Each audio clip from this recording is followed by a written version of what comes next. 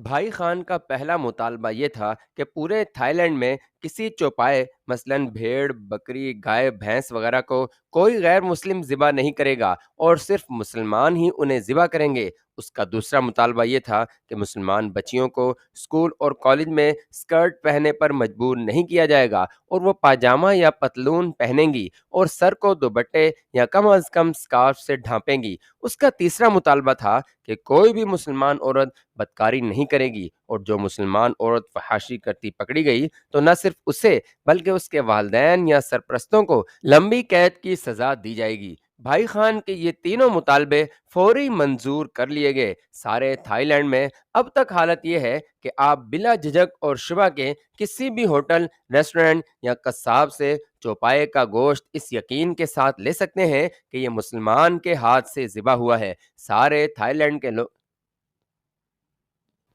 Hello सारे Thailand के स्कूलों और कॉलेजों में मुसलमान बच्चियों की जीन्स, पतलून और स्कार्फ उनके मुसलमान होने की शनाख्त बन चुकी हैं। तमाम बदकुमाश और बदकार औरतें चाहे सड़कों पर हो या कहवा खानों में अपने गैर मुस्लिम होने के सबूत के लिए महात्मा बुद्ध की मूर्ति का पेंडल लाजमन पहनती हैं और अगर कोई मुसलमान औरत इस कबीह पेशे में पकड़ी जाए तो उसे और उसके शोहर या सरपरस्त को भी बरसों जेल की सजा भुगतनी पड़ती है। अपने इन्हीं मुतालबात के एवज भाई खान ने स्मगलिंग छोड़ दी और हुकूमत ने उसे और उसके साथियों के लिए बैंकॉक के गिरदोनवाह से लेकर चियांग राई, चिंग माही तक और दूसरी तरफ मलेशिया की सरहद के साथ सूबा रेहान यानी हरजाई तक भैंसों के फार्म बनाने और हलाल गोश्त सप्लाई करने के लिए वसी ज़मीनें अलाट की। भाई खान की इज्जत और तौकीर की ये हालत थी कि वो बादशाह और वज़ीर आज़म से मुलाकात का वक्त लिए बगैर मिलता था।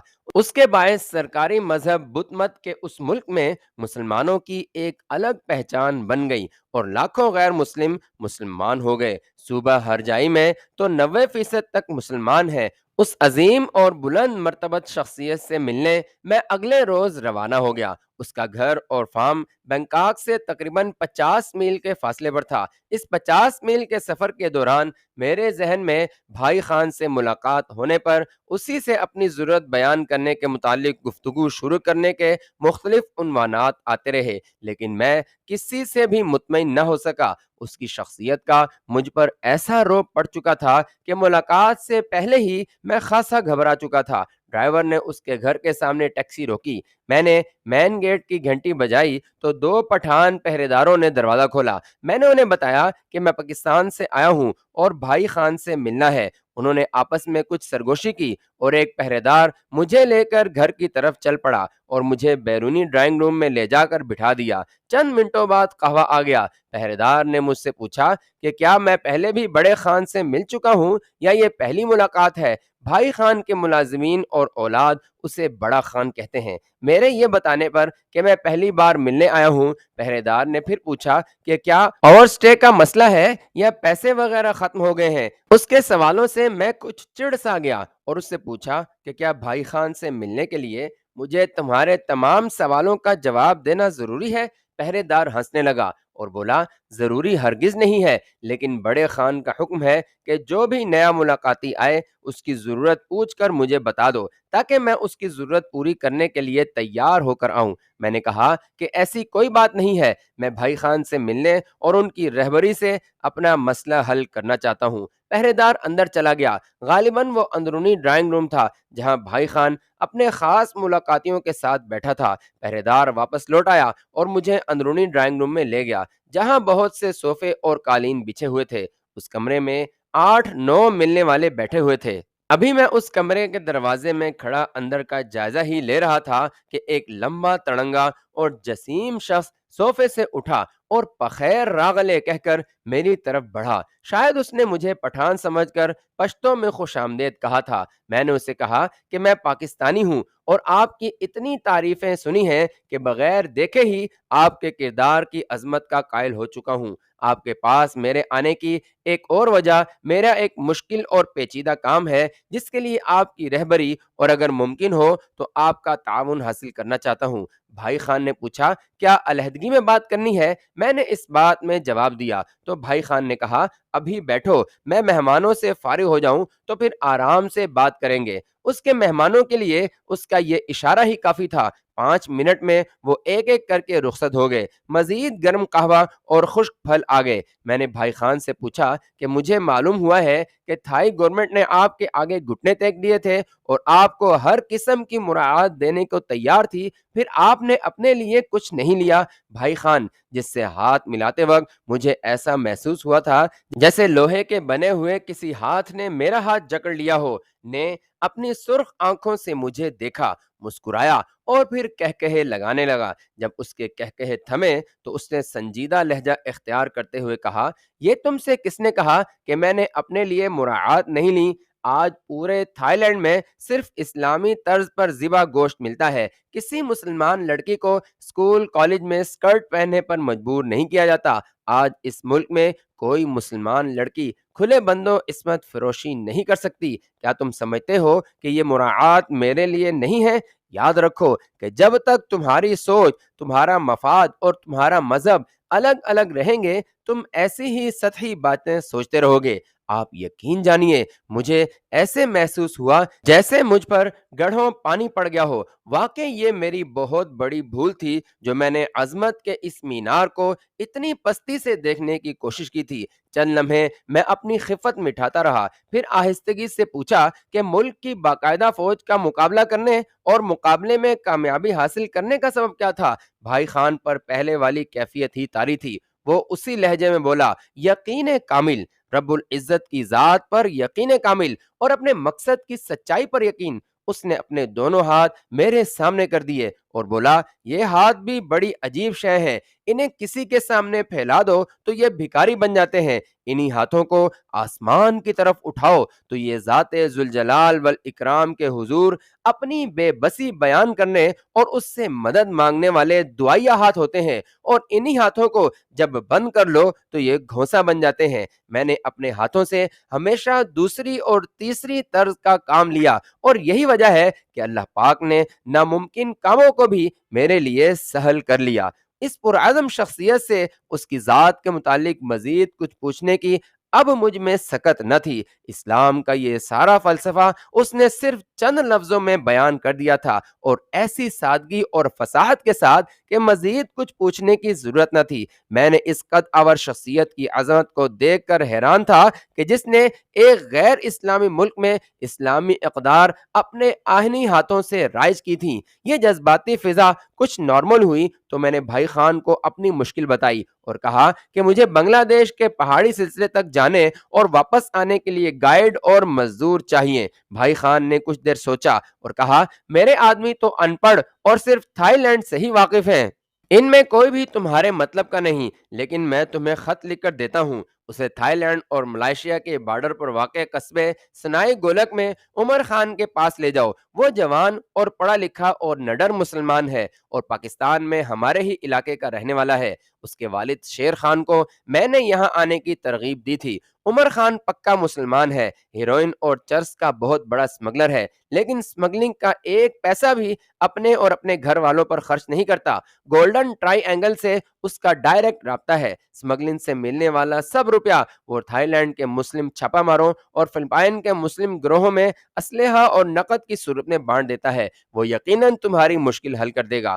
بھائی خان نے اپنے لڑکے کو بلایا اور عمر خان کے لیے خط لکھوا کر اس پر اپنی انگوٹھی کی مہر لگا دی۔ مہر پر واضح طور پر قرآن حکیم اور اسلامی طرز کی تلوار نمایاں تھی۔ لفافہ بند کر کے بھائی خان نے مجھے دیا، گلے ملا اور کہا کہ سنائی گولک سے واپسی پر اس سے ضرور ملوں۔ بھائی خان سے رخصت ہو کر میں بینکاک واپس آ گیا۔ اب میری منزل سنائی گولک تھی، جہاں جانے کے لیے ریلوے اور سڑک دونوں کے راستے موجود تھے۔ میں نے ہوٹل والوں کے ذریعے ریلوے کی اپر کلاس کی سیٹ پرسوں کے لیے بک کروائی اور خود روانگی کی تیاری کرنے لگا۔ ٹرین نے ٹھیک 3 بجے بعد دوپہر روانگی کا وصل دیا۔ نہایت اعلیٰ و ارفع سفری سہولیات سے مزین ٹرین تھی۔ آرام دہ اور ریلیکس ہونے والی سیٹیں، صاف و شفاف واش روم، مسافروں کی دلچسپی کے لیے ہر بین الاقوامی زبان کے رسائل اور اخبارات، ویٹرز کو طلب کرنے کے لیے ہر سیٹ کے اوپر کال بیل، سیٹوں کی گنجائش سے زیادہ ایک بھی مسافر نہیں۔ بالکل یوں محسوس ہوتا تھا کہ کسی اعلیٰ کمپنی کا ہوائی جہاز ریل کی پٹڑیوں پر دوڑ رہا ہے، اور یہ ٹرین کسی یورپین یا امریکی ملک کی نہ تھی، بلکہ جنوبی ایشیا کے ایک غریب ملک کی تھی۔ آج بھی تھائی مرد و زن تیل کی دولت رکھنے والے عرب ممالک میں سب سے کم معاوضوں پر کام کرتے ہیں۔ میں اس ٹرین کا اپنے ملک کی ٹرینوں سے موازنہ کرنے لگا۔ کوئی ایک چیز بھی اپنی ملک کی ٹرینوں میں ایسی نہ مل سکی جسے میں تھائی ٹرین کے پاسنگ بھی کہہ سکتا۔ ڈائننگ کار میں گیا تو مشرقی اور مغربی اقسام کے انواع و قسم کے لذیذ کھانے موجود تھے۔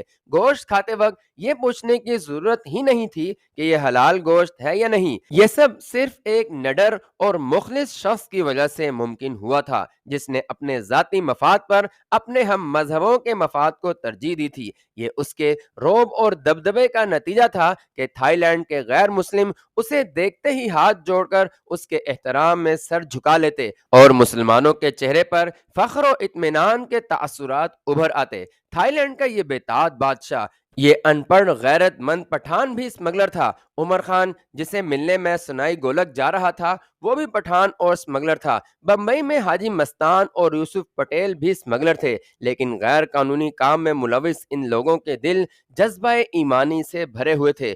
جو کام یہ لوگ اپنی ذاتی حیثیت میں سر انجام دے رہے تھے، ویسا کام کرنے کا تو ہمارے ملک کے کھوکھلے نعروں سے بنی حکومتیں سوچ بھی نہیں سکتی۔ یہ بات نہیں کہ ان حکومتوں کے پاس وسائل نہیں، ذرائع نہیں، اللہ کے فضل و کرم سے سب کچھ ہے۔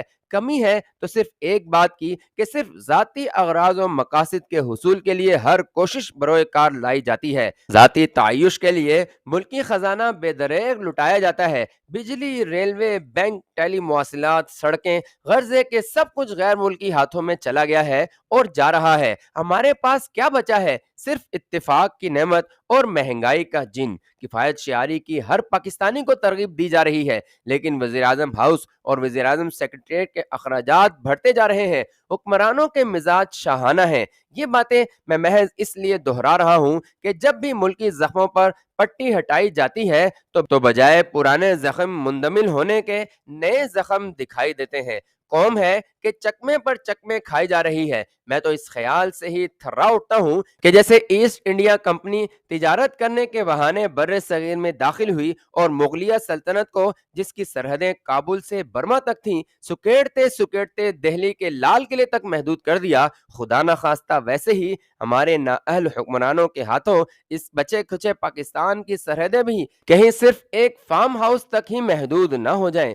قارئین سے معافی چاہتا ہوں کہ ملکی حالات کی سنگینی دیکھ کر اصل موضوع سے اکثر بہک جاتا ہوں، لیکن کیا کروں؟ وطن سے میری محبت دماغ سے نہیں بلکہ دل سے ہے، اور دل کسی قاعدے قانون کو نہیں جانتا۔ سنائی گولک سے 40 میل پہلے ہی میں نے ایک اسٹیشن پر ٹرین کو چھوڑ دیا اور ٹیکسی لے کر اپنی منزل کی طرف روانہ ہوا۔ عمر خان کے کئی ٹھکانے تھے اور بھائی خان کے بقول اسے ڈھونڈنا خاصا مشکل تھا۔ میں نے سنائی گولک پہنچتے پہنچتے اس کے کئی ٹھکانے کھنگال ڈالے، لیکن وہ کہیں نہ ملا۔ اس کا آخری ٹھکانہ سنائی گولک میں اس کا دفتر تھا۔ جب وہاں بھی وہ نہ ملا تو میں نے عمر خان کے فیملی ہوٹل میں ایک کمرہ لے لیا۔ اس ہوٹل کو اس کا بھائی عباس خان مینج کرتا تھا۔ عباس خان کو میں نے بتایا کہ میں بھائی خان کے ریفرنس سے اسے ملنا چاہتا ہوں۔ بینکاک سے میرا سفر گزشتہ روز شروع ہوا تھا اور اب رات کے 9 بج رہے تھے جب میں عباس خان سے ملا۔ سفر چاہے کتنا ہی خوشگوار کیوں نہ ہو، تھکان تو ہوتی ہے۔ کھانا کھانے کے بعد میں جلد ہی سو گیا۔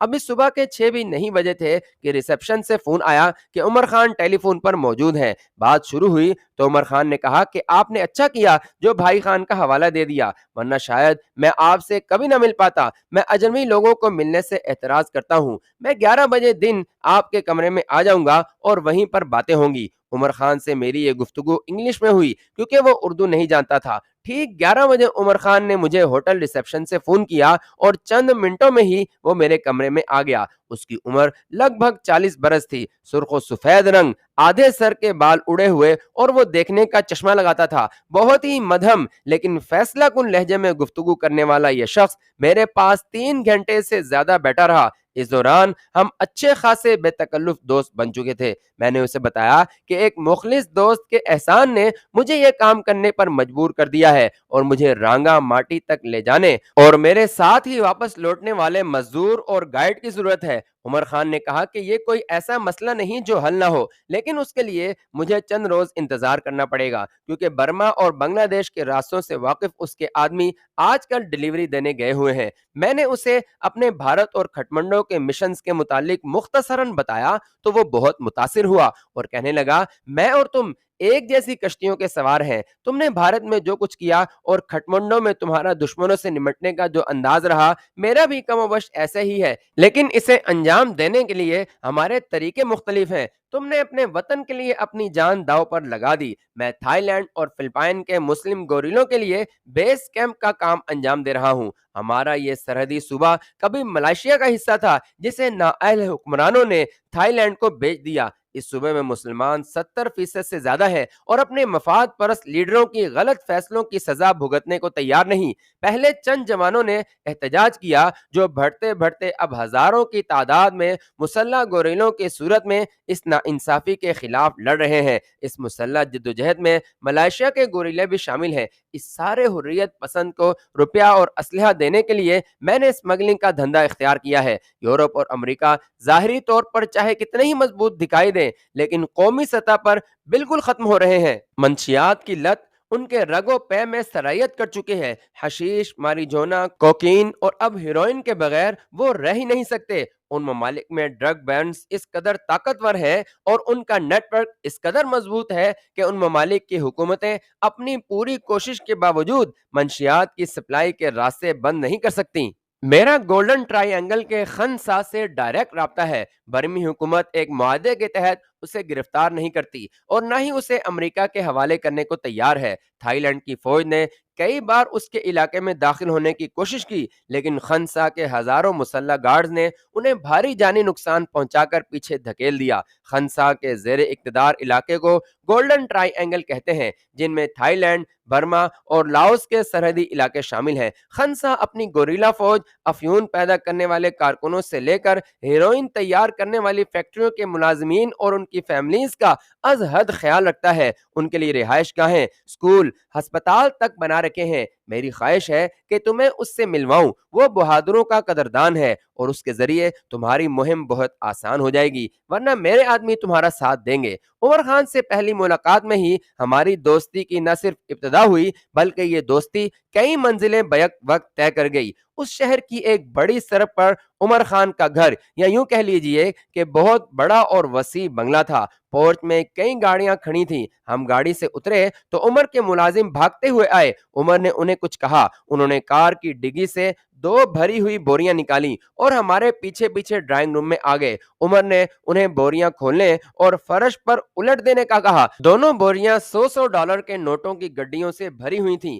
یقین جانیے میں نے ایک ساتھ اتنا روپیہ زندگی میں کبھی نہیں دیکھا۔ ملازموں نے گڈیاں گننا شروع کی۔ کل 6000 گڈیاں، یعنی $6 کروڑ تھے۔ عمر نے مجھے کہا کہ یہ ڈالر ہیروئن کی ایک بڑی کھیپ کے عوض ملے ہیں اور یہ ساری رقم صرف مسلم چھاپا ماروں کے لیے اسلحہ خریدنے اور ان کی دیگر ضروریات پر خرچ کی جائے گی۔ ہوٹل اور یہ بنگلہ اس نے بینک سے قرض لے کر بنایا ہے اور صرف ہوٹل کی آمدنی سے اس کا اور اس کے والدین اور بھائیوں کا خرچ چلتا ہے۔ رات کا کھانا بالکل سادہ تھا۔ دوسرے دن ناشتے کے بعد ہم سنائی گولک کے لیے روانہ ہوئے۔ عمر مجھے ہوٹل میں چھوڑ کر اور یہ کہہ کر چلا گیا کہ 3-4 روز کے بعد وہ مجھے ملنے آئے گا اور اس دوران اگر موقع ملا تو مجھے اپنے انڈر گراؤنڈ دفتر پر چھاپا ماروں سے بھی ملوائے گا۔ مجھے یہ خیال بار بار پریشان کرتا تھا کہ تھائی لینڈ میں سوائے اسلحہ خریدنے کے میں نے اپنے مشن کی طرف اب تک ایک قدم بھی آگے نہیں بڑھایا۔ دن پر دن گزرتے جا رہے ہیں، اصل مہم کی طرف ذرا سی بھی پیش رفت نہیں ہوئی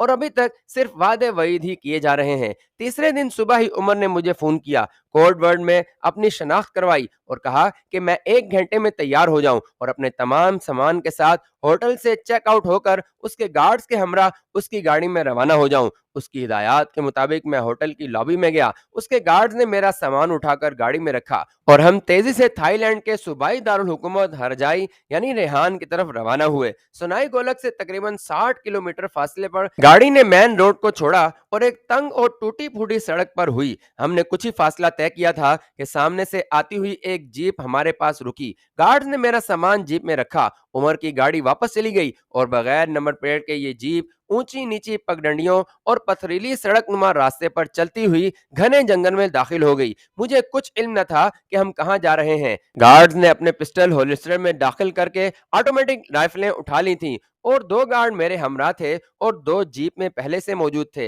एक राइफल मुझे भी दे दी गई। सामने की सिमत मैंने संभाल ली और चारों गार्ड्स ने पीछे और दोनों अतराफ में अपनी राइफलें तान ली। ड्राइवर, जो उमर का काबिल एतमाद साथी था और थोड़ी बहुत अंग्रेजी भी बोल लेता था, मुझे बताया कि थाई पुलिस और पैरामिलिट्री फोर्स के आदमी अतराफ के जंगलों में छुप कर वार करते हैं। उनके फायर से महफूज रहने का एक ही तरीका है, हर 4-5 मिनट बाद चारों तरफ 30-40 बुलेट फायर कर दिए जाएं। गोलियों की आवाज सुनते ही वो या तो पीछे भाग जाते हैं या फिर खामोशी से गुजरने वालों को देखते रहते हैं। हमने वक्फे वक्फे से फायरिंग का सिलसिला जारी रखा। हम पर किसी जानिब से भी कोई फायर न हुआ। हमारी फायरिंग सिर्फ हिफाजती नुक्ता निगाह से थी। जंगल में दाखिल हुए हमें ज्यादा से ज्यादा 2 घंटे हुए होंगे और हमने बमुश्किल 15 मील का फासला ही तय किया होगा कि खारदार तारों की एक बाढ़ दिखाई दी। बाढ़ के साथ साथ हम दाएं जानिब बढ़ते रहे। उस खारदार बाढ़ के अंदर थोड़े थोड़े फासले पर वॉच टावर बने हुए थे जिन पर हैवी मशीन गनों से लेस गार्ड्स खड़े थे।